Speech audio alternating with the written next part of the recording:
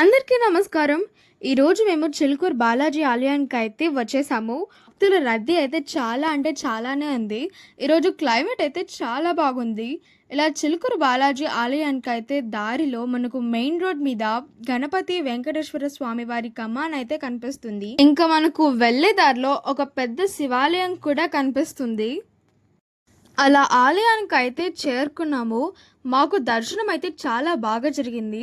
ఈరోజు భక్తుల రద్దీ ఎక్కువగా ఉండటంతో లోపల అయితే ప్రదక్షిణలు అలౌ చేయట్లేదు.